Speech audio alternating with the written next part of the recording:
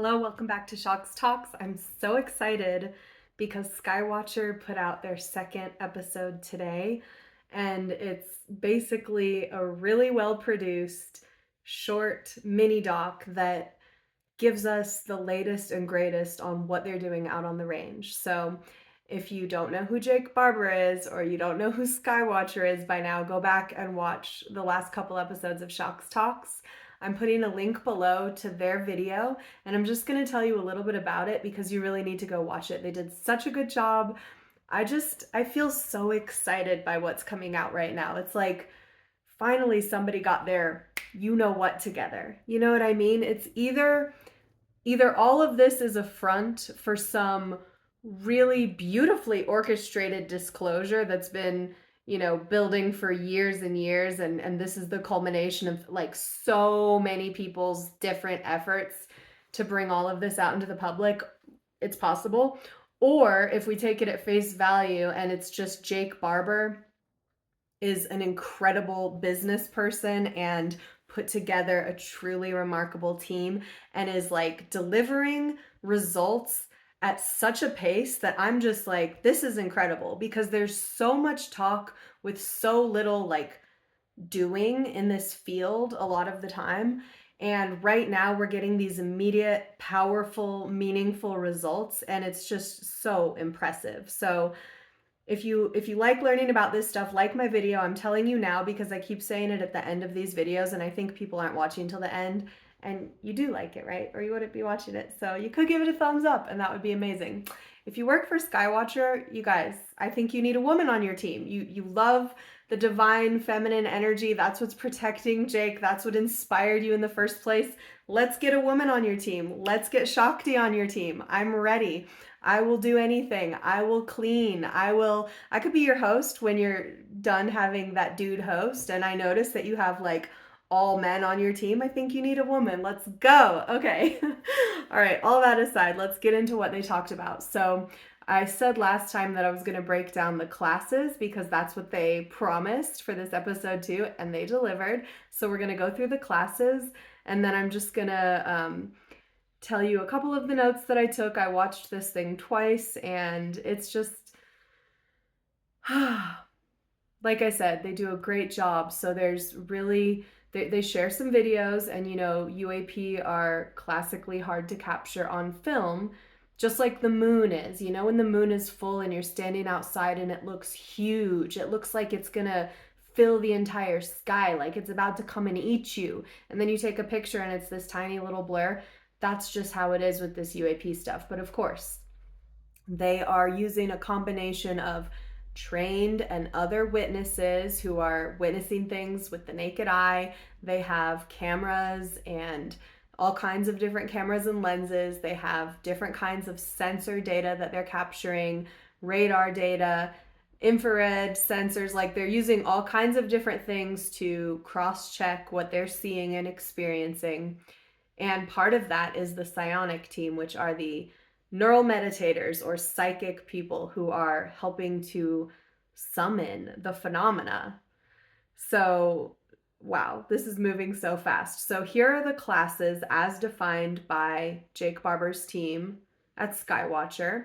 This is their taxonomy that they're building. We have the Tetra, which is class 1, and it tumbles through the sky. And this one, they've seen up to 22 at a time in flock formations. So they come in groups, not just individually. And they have the Tic Tac, which we've heard about in the New York Times article from 2017, and other reports of this UAP that looks like the shape of a Tic Tac candy. But obviously big and in the sky. And these they've seen in groups of 2 to 3, often flying very erratically.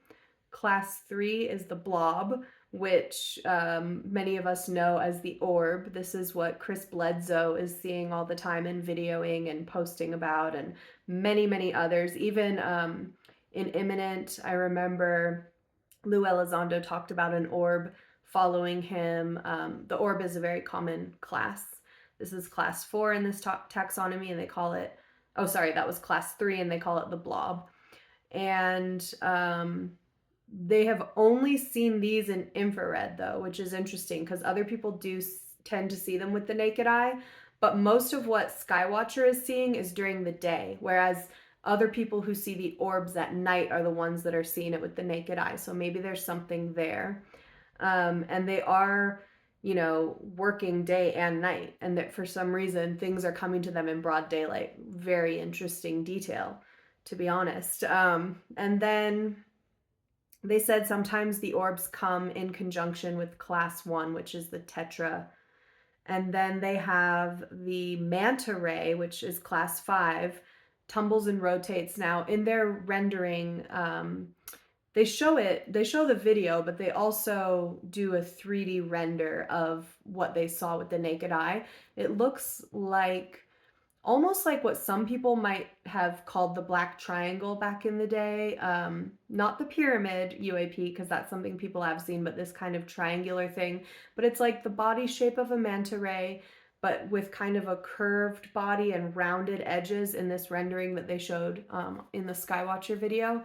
So this looks almost like you could also mistake it for like a flying disc, I think, or a flying saucer, So it's interesting. It's not the classic circular saucer though, that's for sure. It's definitely got its own shape, and it looked black in the image that they created.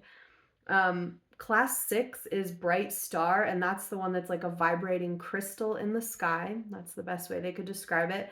And then class 7 is the jellyfish. Now, this is not the jellyfish like the video that we all saw a year or so ago. Earlier, it was sometime last year, where it looked like this very mechanical body shape that was like gray and kind of straight edges, but it had kind of a jellyfish-like shape overall.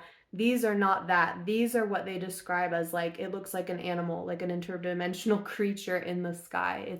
It's flowing, it's got some translucent quality to it. It's very shiny and reflective. It has pulses of light going up and down the tendrils that are hanging from the body, which looks like some kind of a curved mushroom top.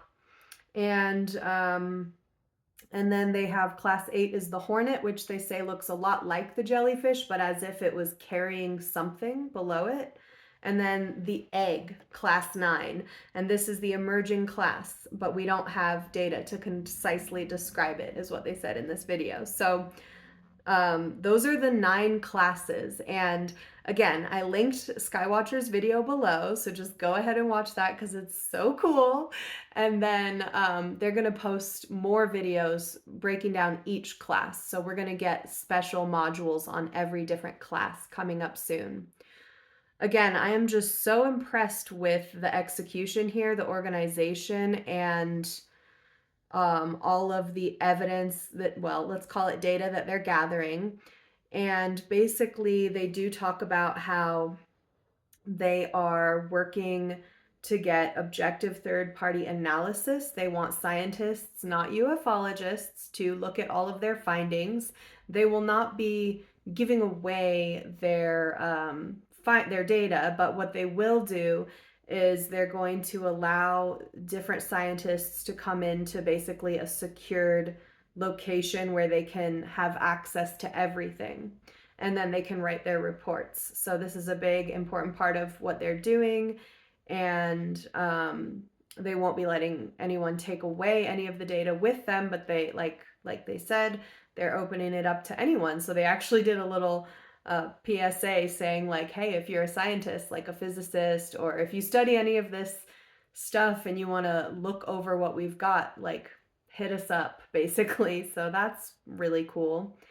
And some interesting other little tidbits from the video. They said every single day out on the range where they're doing these experiments, we've attracted some kind of jellyfish UAP.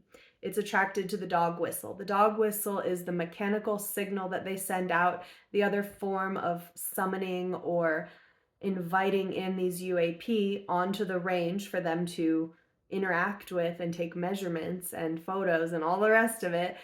The other method is the psionic method, which is the psychic humans who are using consciousness to do this neural meditation protocol where they actually are summoning things. And what's interesting about these experiments is that in some cases, the psionic assets, or neural meditators, as they're calling them now, have been able to predict what is going to show up. So there is some kind of consciousness communication going on in terms of some of these interactions. Now, they also mentioned that they have had the experiences of the UAP jamming their signals or shutting off equipment. Now, this is a classic UAP move, as all of us who have studied this know. Just the same way as these things go to nuclear bases, nuclear facilities, places where these weapons are being transported, even ships, and they have the ability to shut things off, the weapons, the other equipment. They can stop craft, our human craft, like helicopters. So Jake Barber talks about this in the video, and it's wild that they're already having this experience. But what's interesting too is that nothing horrible is happening. Neither side is trying to cause harm to the other. So it seems at this time. And like Jake Barber mentioned before, there are very strict protocols around the intentions that they go into this work with. And I'm sure the UAP are aware of that, or whatever is behind them, whatever intelligence is behind them, because there is this kind of testing each other out kind of going on out here. And the guys from Skywatcher are saying, like, yeah, there's no question, we are not the superior force here. We are not the great power. Like, we're very humble in this, that, yeah, basically they have the upper hand. We are the ants under the magnifying glass, is what they said. So they're aware of their place in it all, which is very, very cool that they're brave enough to engage these things with such like little understanding of what they really are. And they make that point. They're like, just more questions come up every day. We really don't know what we're dealing with. But obviously they're gathering great data and sharing it quickly and in a wonderful format. Very appreciative of this work. And they talk at the end of the episode just about how this is really going to reconfigure our understanding of reality and our place in it as human beings, which is like, yeah, it is, definitely. And they also talk about certain craft that come with others. Like, so the class 2 and 5 seem to be putting themselves between us and the jellyfish. So that's the Tic Tac and the manta ray seem to be coming in and putting themselves in between Skywatcher and the jellyfish, which are more like creaturely, remember? The other two are part of the more, they look more like craft of some kind, machine based perhaps, based on what it looks like, based on what we know about these things, which is obviously very little. And they do make the point to remind us that all of these classes are displaying anomalous capabilities. They are not normal. They are nothing like any human-made tech or any known natural phenomena. So this is, again, really, really exciting stuff. I hope you'll check out the video. I can't wait to find out what Skywatcher does next. I'm very optimistic at this point. I don't know, the proof is in the pudding, and I feel like Jake Barber is delivering. He is standing on business. He is doing exactly what he said he would do, and in a record time, like so speedy. I'm just blown away. Wow. Next time they're going to talk about the psionics on episode 3, so I will obviously be very tuned into that as well. And just feeling like this gives me life. I hope you feel the same. And interestingly enough, they have turned off their comments in their video. So it looks like they just want to put out the information, keep things rolling. They're not really open to the whole conversation, because we know how it goes with people who watch this type of thing. There's going to be all the skeptics and all the, naysayers, and they're I don't know their reasoning, but I saw that and I was like, yeah, I could see them not wanting to just hear everybody pop off about all of this. So if you do have thoughts, put them in my comments so that we can talk about it. That would be so cool. Okay, I'll see you next time on Shocks Talks.